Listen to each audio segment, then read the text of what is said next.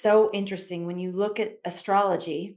So there's your personal chart, right? There's your personal blueprint. There's the personal configuration of energetic frequencies that's active and alive in you. Mm. And then as you go through life, the the the cosmos keeps moving, the universe keeps moving. So there's this, like, I always think of it as like a screenshot of the Mm. moment of your birth. It is the picture of the sky at the very moment and location of your birth, right? It's a screenshot, and it's like Yep. boom, it's like this imprint on you, in you. It's not on you, it's in you.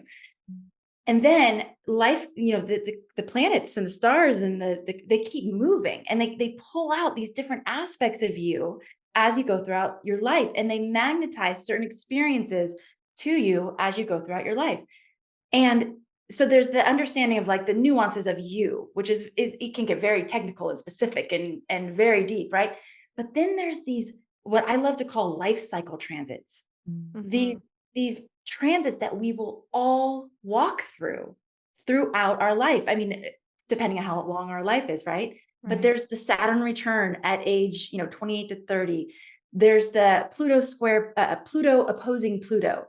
There's Neptune opposing Neptune, and the words don't even matter. But you walk through life, and you're gonna walk through these initiations. You're Mm. going to.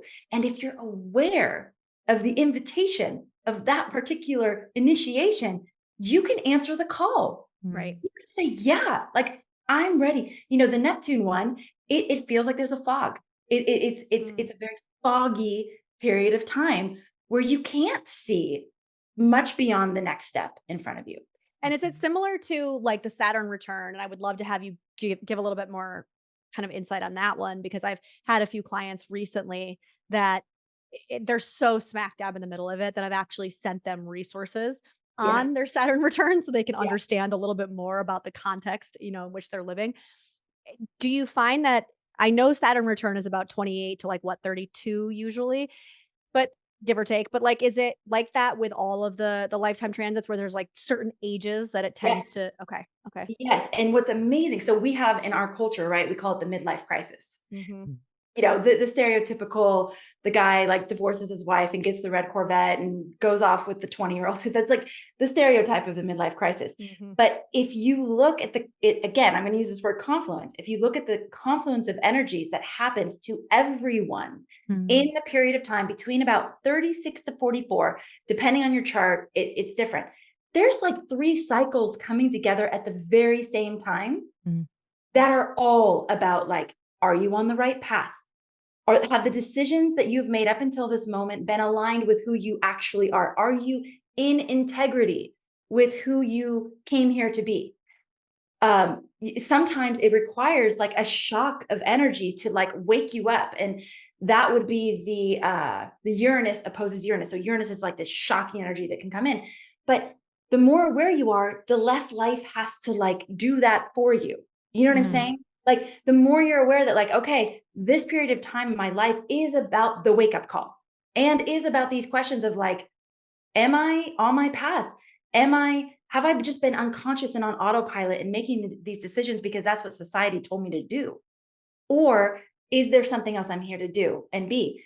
And so that if you know, like, okay, 42 to 44, that's Uranus opposes Uranus for everyone. Now, Mm. exactly the nuance for your chart is going to depend on your chart, but approximately 42 to 44, there will be a wake up call unless you're already awake, unless you're already asking these questions, unless you're already navigating like that way. So yeah, the Saturn return at age about 28 to 30, again, depending on people's charts, you have another one in your Mm. 50s. You have the second Saturn return. And so if at that first Saturn return in age 20 to 30, you do the invitation of that, which is like, it's a time of adulting. It's a time of actually getting on, it's like taking responsibility for your physical reality, Mm. for, getting on a path that will help you to create the structures of your life that you want to create. If that is that a family, is that a career, is that your geographic location, what is it? But making those decisions and kind of solidifying your presence here on the planet and saying like, I am here, I am responsible for my life, I am making decisions, regardless of what my parents or, everybody told me to do, I'm doing what I'm here to do. Again, at age, let me check this right now. It's in your early 50s. Yeah. Oh, no, later 50s. So 56 to 58, you're going to have a second Saturn return. Hmm.